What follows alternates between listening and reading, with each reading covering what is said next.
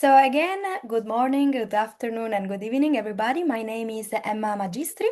I am the Top 100 Stories Coordinator. And today we are here to hear about three of the Stories Award nominees of 2025 edition. This is the fifth webinar of this series, and we are really happy today to welcome all of our speakers and, of course, our audience. And I would like to inform everybody that this meeting will be recorded and the recording will be shared with everybody and also on our YouTube channel. Before I welcome the speakers, I would like to briefly introduce you about the Top 100 Stories program and the 2026 edition. So, as you might know, this year we have a few small changes to the program. We have a new story discovery scan. This new story discovery scan is a bit different from what we had in the past. This scan aims to support the destination to identify what is their best story and to identify what are the key challenges, the values, and the actions that actually demonstrate the real change in the destination stories. So this scan is a tool that would like to strong and to make stronger the narrative of your story. Then we have also a new good practice stories submission template. So what it means that it's going to be on the same platform as the new story discovery scan, and it will be an easier process, and and aims also to follow a clear narrative and to make easier the process of submitting the submission template. As already mentioned, we have this new platform that include both the new story discovery scan and the good practice stories template. That is an easier platform that wants to improve the user experience of the destination, of course. Who can participate? So the participants are this that can apply for the competition are local destinations, regional areas, protected areas, and private destinations. This year, we also offer another support tool that is the eligibility check scan. So if you're not sure about the eligibility of your destination, feel free to fill this form, and you will see if you are eligible or not. What are the stories categories? So this year we have four main categories that are visitor experience and destination management, people and community, nature and environment, and culture and heritage.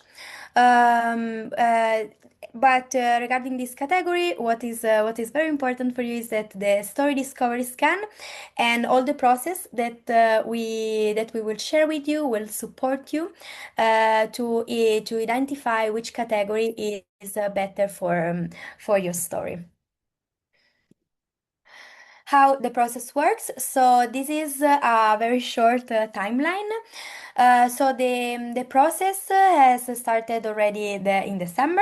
We are almost in the middle of the registrations. Then the registration deadline will finish in the 31st of March. So the deadline is the 31st of March.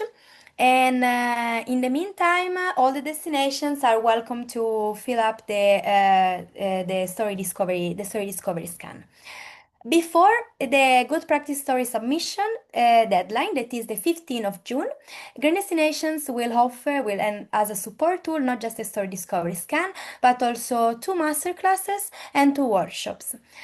We have already announced the first masterclass that will be next week, and we have as host Shivia Nat.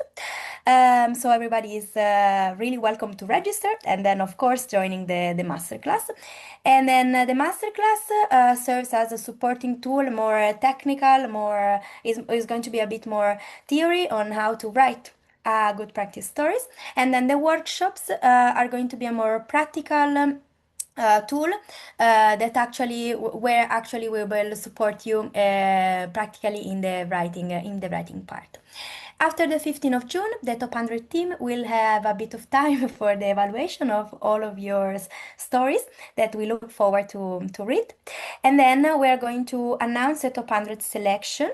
And all the top 100 selection will be announced at the unveiling ceremony that is going to be in October 2026. After this ceremony, the nominees will be announced. The jury members will vote the stories, and of course, there's going to be the GD Story Awards at ITB Berlin in March 2027. But thank you so much for listening to this brief introduction about the Top 100 Stories competition. But the aim of this webinar is to listen and to hear about the very inspiring stories of last year. So today I'm very happy to welcome the presenters, and I will start with introducing a very inspiring story from Japan, and welcome the presenter Natsumi Fujimaki. Natsumi is a brand ambassador and communication representative for JUZAN's from JUZAN and Co. And she is responsible for sharing the story of the whiskey and the Ikawa forest. So they are presenting the story of Ikawa Forest, as mentioned, that is named a forest that teaches us nature and inspires the future. The story of Ikawa Forest is a model of nature-positive tourism, where sustainable whiskey production, carbon credit innovation, and immersive forest experience work in harmony to reconnect people with nature and protect biodiversity through community-rooted stewardship. Natsumi, the floor is yours. Thank you, Emma. Let me start my presentation. Yes. Oh, should I share my screen? Please, yes. Oh, yeah. Thank you.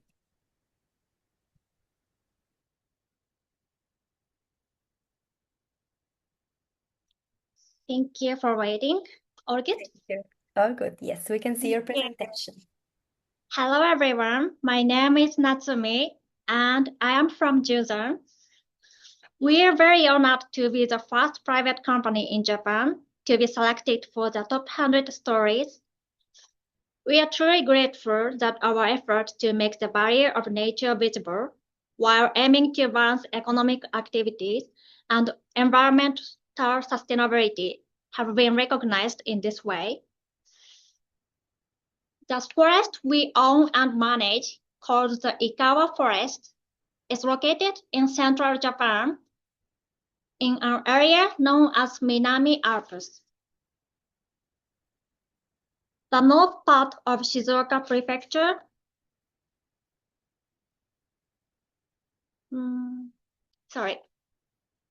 The north part of Shizuoka Prefecture is entirely our forest. Its total size is 24,430 hectares. The elevation ranges from about 1,000 meters to nearly 3,000 meters above sea level. Because of this wide range, the forest includes many different natural environments from mountain forest to alpine zones.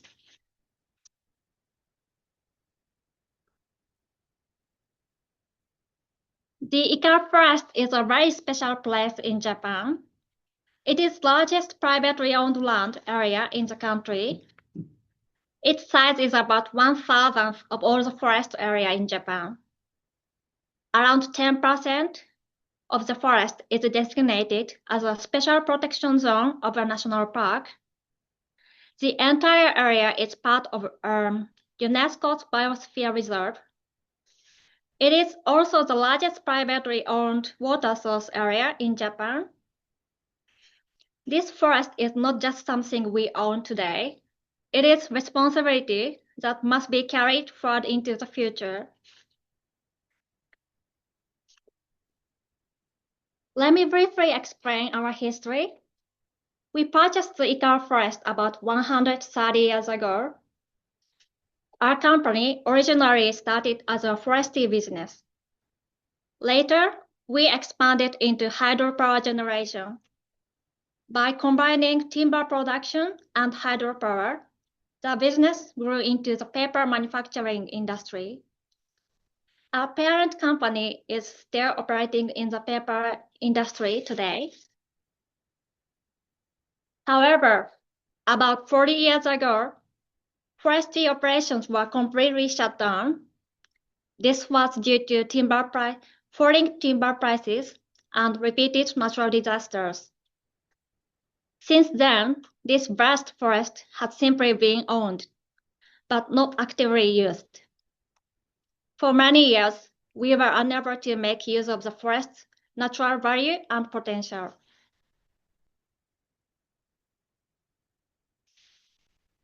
The challenges we face are not unique to us.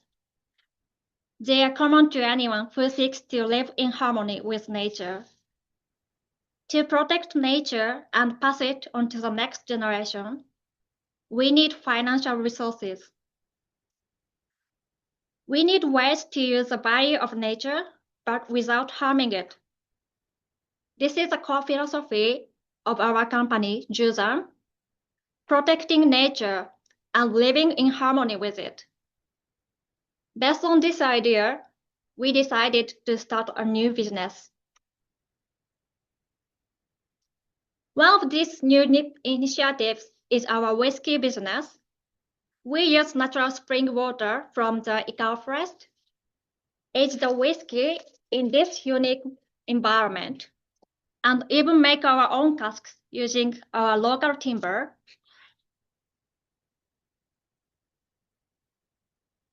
Throughout our whiskey business, we actively work to reduce environmental impact. As I mentioned earlier, we make casks using timber from our own wood.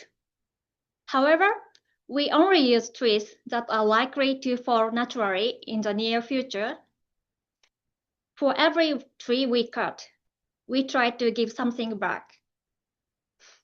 We collect acorns from the same area, grow seedlings, and plant them back.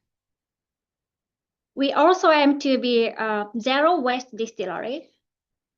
Spent malt from the production process is reused as feed for cattle. Waste generated at our facility is reused as a fuel for paper production. In addition, all of our electricity comes from CO2-free energy sources. This makes us both zero waste and carbon-free.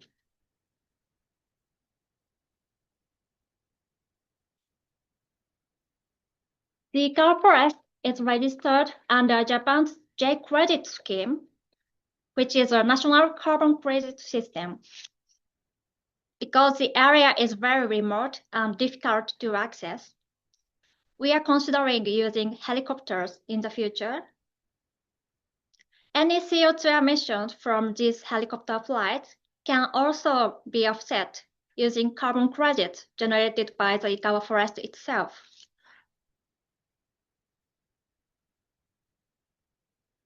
To help more people learn about our work and feel more connected to the Ikawa forest, we will begin operating a small lodge starting in the summer of 2026.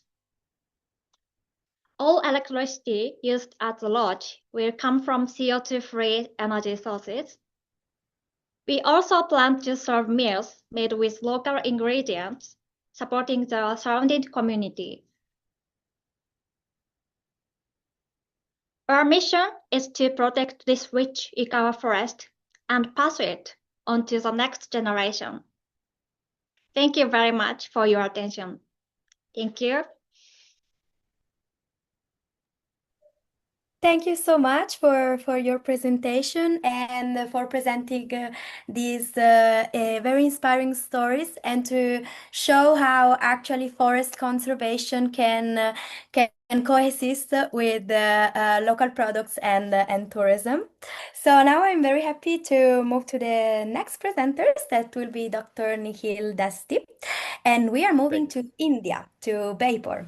So today, so first of all, Dr. Nihil serves as a secretary for District Tourism Promotion Council, Kozhikode, under the Department of Tourism, Government of Kerala since 2021.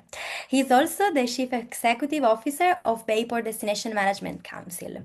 And he has also worked with the Hydel Tourism Project under the Kerala State Electricity Board. And he has a doctorate as well as a master field in tourism. So today he will present the story Restoring the Age-Old Legacy and Tradition of Handcrafted Wooden Boats, the story of Beypore Uru. These good practice stories discuss the restoration of Beypore's Uru boat building traditions. So thank you, Dr. Nihil. The floor is yours. Please, you can share your Thank screen. you. Thank you, Emma. Hi, everyone. My name is Dr. Nihil Das, representing District Tourism Promotion Council, Beypore.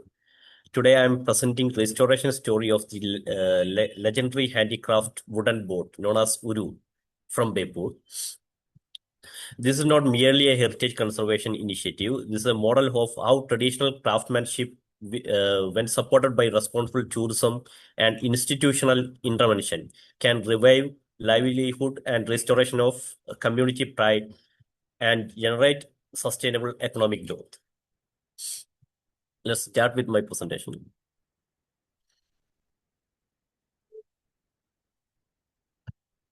So first about Beypore. Beypore is geographically located in the southern part of India. It is southern part of India and which has a good maritime legacy to tell.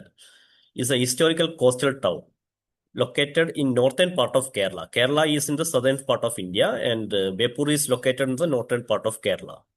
And Beypore is globally known for its traditional shipbuilding. So Uru is a handicraft wooden vessel. It's the largest handicraft wooden vessel. The vessel ranging from 80 to 150 feet range were traditionally exported to Arab countries. And history is saying, historical evidence saying that the ship were exported during the era of Cleopatra and Muhammad Nabi. That time itself, the trading was flourished here in Beypore. So the craftsmanship is entirely traditional and relying on indigenous measurement techniques. So today Beypore is promoted as a cultural and responsible tourism destination. In the today's context, Beypore is well known to a responsible destination and that got recognized in WTM and all. So here I am going to talk about a little bit about the contest and challenges that we have faced. By 1970 onwards, the demand of Uru, traditionally it was well known for Uru and this shipbuilding and all. And after that, 1917, there we faced some difficulties. So it is because of the absence of skilled laborers and because of the lack of wood, quality wood that we got from the forest and all. And the major difficulty we faced was the skilled labor because demand reduced drastically. Industrial shipbuilding was replaced by wooden vessels. Because earlier it was wooden vessels, they produced more wooden vessels. But after the technological interventions and inventions and all came, the traditional shipbuilding suddenly stopped. And this technology of shipbuilding was passed orally. There were no blueprint for shipbuilding and all. It was passed orally from generation to generation. So these are all main problems that we faced. The core problem. Most of serious challenge was the absence of structured knowledge transfer, and Uru making was traditionally passed orally. That I earlier mentioned. Uru making was traditionally passed orally from master craftsman to apprentice. There was no documentation, no institutional training, and no formal skill certification. As senior craftsmen aged, their knowledge risked disappearing permanently. At this stage, the question was not how to expand the industry, how to prevent its extinction. So we made some strategies and interventions. We adopted a comprehensive restoration plan. First, we created a multi-stakeholder partnership involving government agencies, tourism department, craftsmen association, and international buyers. Second, we introduced formal training program to attract, equip young people. Third, we ensured sustainable timber sourcing practice. Fourth, we provided business development support to improve market access. This was a shift from passive preservation to active regeneration. So there the community engagement and tourism integration came. Community ownership was the backbone of the success. So Uru is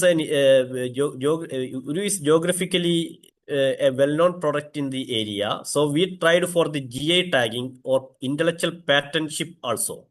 For that, Indian Institute of Management, we associated with Indian Institute of Management and called multi-stakeholder discussion and all. We collaborated with master craftsmen to document the construction process and oral histories. And we partnered with international yard designers to improve the global marketing positioning. We integrated Uru into responsible tourism, offering boat building site visits and craftsman interaction experience and developing miniature Uru vessels as souvenir. In this FIFA World Cup itself, last FIFA World Cup, these miniatures were presented as small souvenirs. Qatar FIFA World Cup. So heritage was transformed into experiential tourism without compromising authenticity. The impact was successful. So impact was successful and the number of craftsmen increased from 50 to 200. More than 150 young individuals completed the structured training program. Annual revenue, earlier it was 2 crore and later it became 15 crore. It will take 2 to 3 years to build a ship. So many people are getting an income from the Uru, right now getting income from the Uru business, this shipbuilding business. Master craftsman now earn 50,000 to 1 lakh rupees per month. The industry supports over 500 families directly and 1,000 families indirectly. These ships were exported right now to Oman, UAE, Qatar, European countries. So tourism is directly linked. Uru generate additional revenue of 5 crore rupees. So the key lesson is Beypore is a good model how these traditional vessels were preserved, and heritage preservation is not about protecting the past. It is about securing the future community through dignity, identity, and sustainable development. Thank you. Thank you so much. Thank you for sharing this and for sharing this story and for showing how reviving traditional craftsmanship can really create sustainable livelihood and at the same time salvaguarding the cultural heritage. Thank you so much. I am happy now to introduce our next presenter. I would like to move to Thailand, first of all, and welcome Dr. Kaweta Mongasame. She has completed a doctorate degree at School of Tourism and Hotel Management, the Hong Kong Polytechnic University, and she is currently works as a faculty member and researcher in Tourism and Hospitality Management Division at STAC, Thailand Project Leader, Mahidol University International College.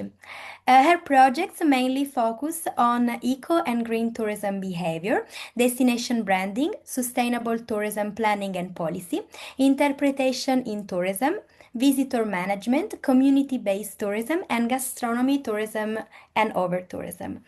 And today she will present Uthai Thani Old Town from, as I mentioned, Thailand, and their story that is named The Giant Gourami as GI Tourism, a living symbol of climate resilience, connecting water stewardship with the cultural legacy of Old Town.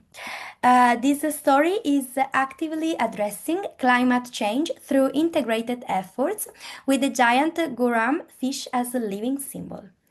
Please, Kaweta, the floor is yours. Thank you so much, Amar and Green Destination teams. Thanks for all inspiration to be a part of the top 100 as well. So let me spend 8 minutes to conclude and talk about this story. And because of, I think it's the unique thing is about how the fish link to the tourism and link to cultures, legacies of the old towns. So this is a very unique things that we found. I mean, as part of the Thailand team, to support the Uthai Thani municipalities to engage with the community and also with the climate change as well. So the fact is related to how to understand the scope of the GI tourism. I think maybe some of you heard about this because the GI is about geographical identification. In Thailand, we have ministries of commercial to register the authentic locals or products that is only focused on a particular area. So that's when it comes to the tourism side, then we just want to combine the tourism to promote the GI products, just like from agriculture, from the cultures, from like or all the local handcraft and everything. So that's why we call GI tourism models. So as you can see from this part, we I think Uthai Thani done a lot from start from the planning. They have the 20 years sustainable tourism development plan supporting and also have the standards from the green destination. Also aim to have like creative city under under the craft, handcraft or folk craft.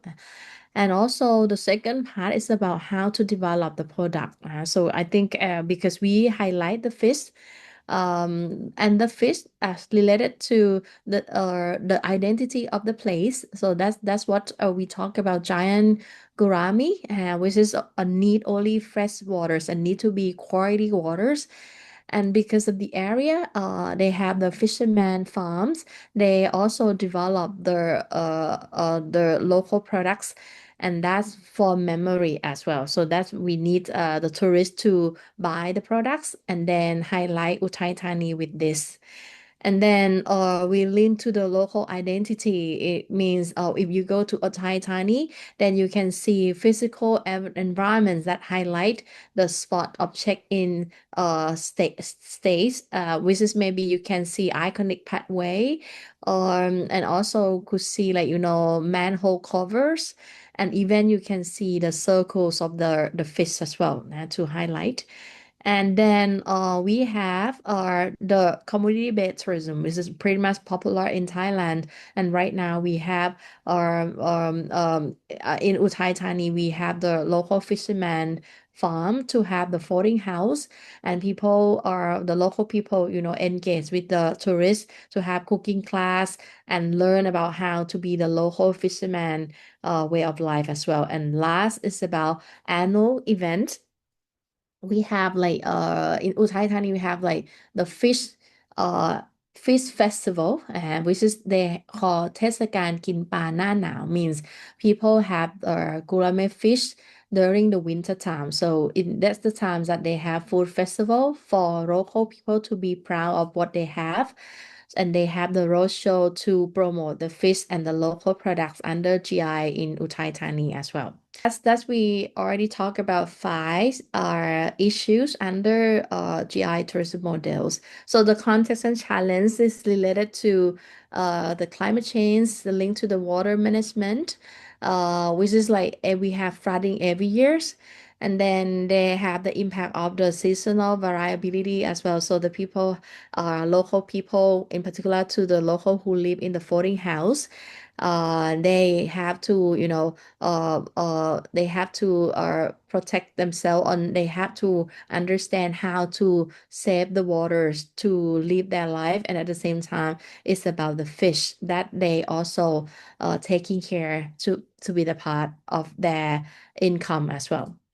So the solutions of how to focus on the fish is not only for the fish, but we want to focus on how the fish can can help and support the water qualities and that ecosystem management as well. So that's what environmentals or divisions and municipality work hard to make sure that the flooding's not gonna affect and the uh, and raining seasons can make all people survive and that will be the same condition.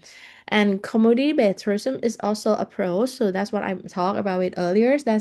Could be the models of how to highlight the community that engage with waters and also tourism site. And so that's what I have information about GI tourism. And linked to the community and key stakeholder involvement, they have different parties.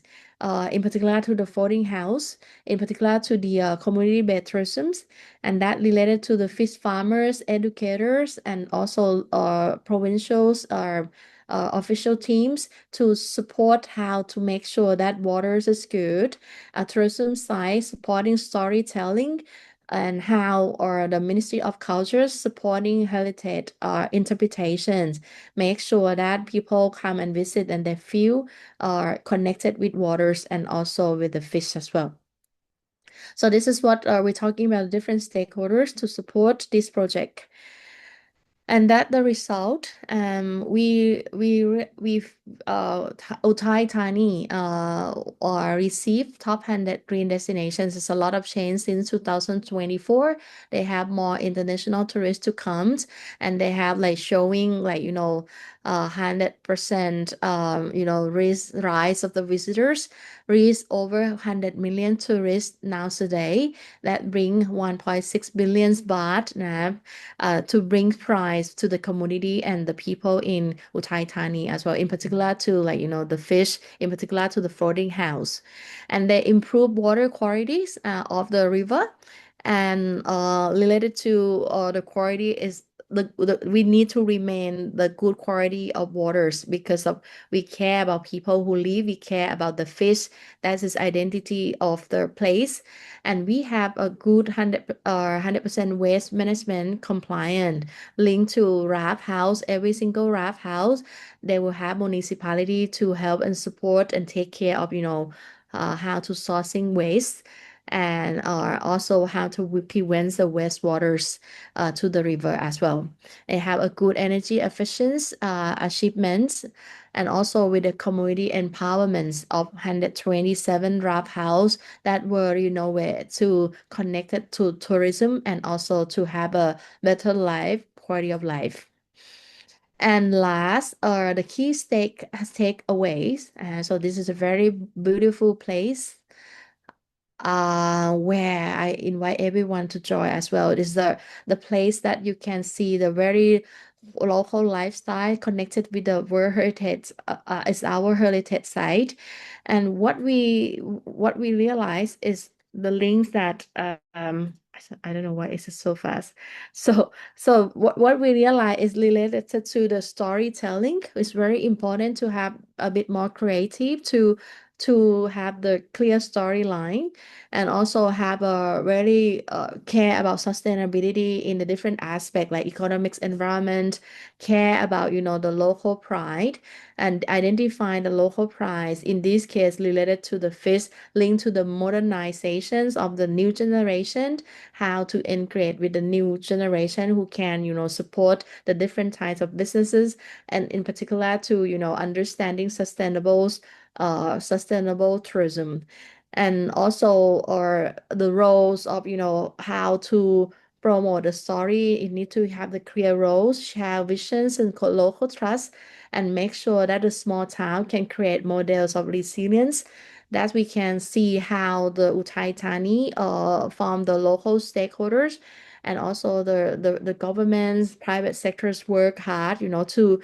make sure that they have the same goal and direction. So that's what I can give that state to to appreciate the local price of the Uthai Thani in this case. Thank you very much. Thank you very much for bringing this experience to us and also to demonstrate how actually community pride, community-based tourism, water culture can really drive a meaningful change. and impactful for the future sustainable tourism. Thank you so much. So now is time for questions. So please, everybody, feel free to ask any questions to our presenters. If you are able to talk, please feel free to turn on your microphone and ask the questions. Otherwise, you can also write the question in the chat, and we are here to read it. You can also think about the question that you might have. And in the meantime, I would like to ask a questions to Natsumi. Can you hear me? Yes, go Perfect, ahead. thank you. So I wonder, so you bring us very important stories about how you all and a lot of stakeholders support in the forest revival. But I wonder what specifically was the role of the stakeholders in this forest revival. Thank you, Emma. That is very good question. And we think forest revival was not something we could achieve just by ourselves. Let me give 4 examples of stakeholders.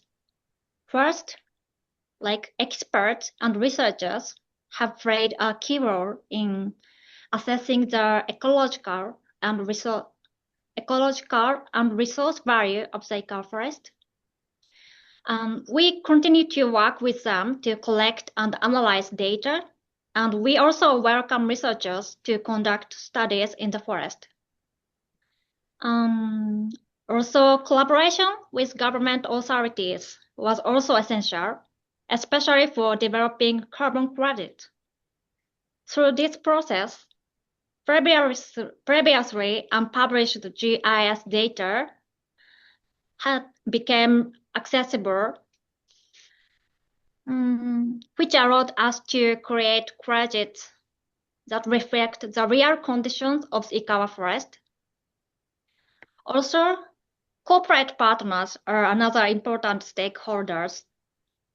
Through the J-Credit scheme and partnership agreement, we are able to turn environmental value into economic value and reinvest into forest management. This has created a sustainable financial cycle to support conservation. And finally, our customers and visitors also support this cycle by choosing our product and experience. So for us, forest revival is truly a collaborative effort. Thank you. Thank you so much for this answer, and it's great seeing how like all the stakeholders work together really could make a change and see how like it also bring a sustainable financial cycle that sometimes is the most challenging part. So thank you so much. I would like to welcome again the audience to ask any questions if they might have, and I would like to ask a question to Dr. Nikhil. Can you hear me? Yes, yes. So I wonder, you were talking, you were talking, yes, about the restoration of Yeah. a very big tradition, and I wonder what was the key point, the key turning point actually that really enabled the real change in this big process. Actually, it was about it's a geographical product. So we were we were trying to collect data of which are the geographical product in the districts.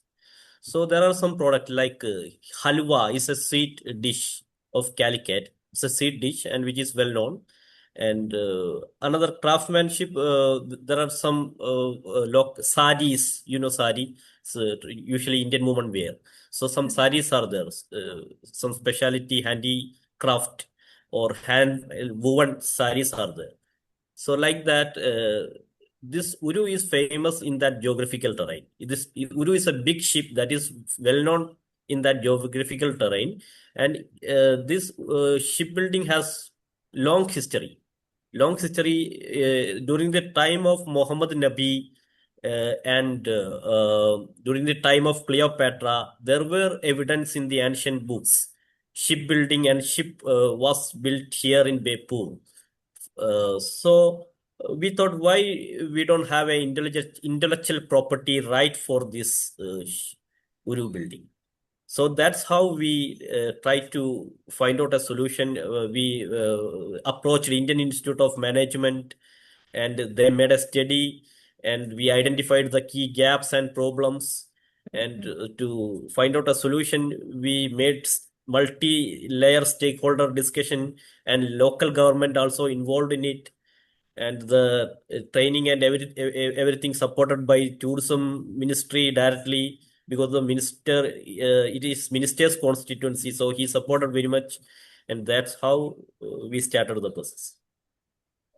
Thank you so much. Thank you. I definitely agree with you. Sometimes it's just on us, like understanding what is our tradition and keep it Yes, alive, because absolutely this is part of us and our life, how it has been. So thank you so much thank you. for your answer. And now again, I welcome the audience to ask any more any other questions if you might have. And I would ask a question to Dr. Kaweta. I wonder, can you hear me first? Yes, yes. Thank And you, Emma. so, in your story, you mentioned several achievements that Uthai Thani Old Town like achieved. I wonder what were the key outcomes that you would like to share with the audience today in your story? I think the key outcome is related to two factors. One is how to understand about the local identity. So I think that is related to the GI, geographical identifications, and that I mean, in as a Thailand, we highlight this a lot as well. Like, try to make sure that every single destination have, like, local identity. And Uthai Thani is the one, as the case that we realize that they have a lot of, our local identity. And the fish is the one that we realize that related to the river, and the river is the heart of the destination.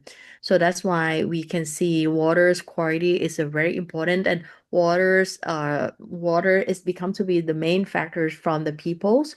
So I think this is what the main issue of how to identify local identities.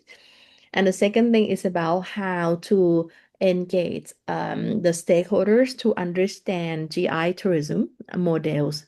I mean, this is cannot do only like the local peoples, but it need to connected with, the governments. It needs to connected to the business sectors. It needs to, ensure that, everyone engage in this particular model. So I think this is what we call GI tourism model, as the part of, from the planning to 20-year plan to the policy to implementation.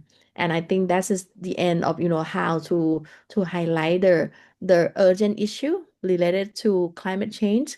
So then we turn back to the idea of the old towns and the local identity related to, current situation of the climate change. So that's just what we want to highlight, how these things is related.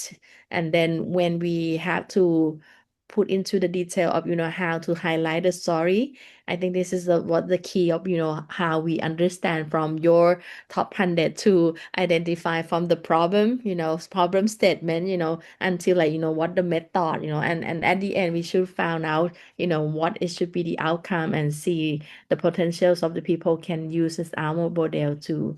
Yeah, so this is what I want to tell on behalf of Uthai Thani. Thank you so much, first of all, for for appreciating the process of Top 100, and also like to bring this again, this inspiring story, and to like really, because sometimes when you put together the local identity, that is something that has been there since a lot of time, again with something that is an urgent, like the climate change, that is an urgent problem, an urgent issue, that is really really important and inspiring for the future and for everybody. Thank you so much again. So I wonder if there is any more question. from the audience. Otherwise, I would like to thank you so much for participating to this webinar, to our speakers, and of course to our audience. And I would like to kindly remind you to register to our 2026 edition of Top 100. The registration is open till the 31st of March. And again, thank you so much for joining. Wish you a lovely day.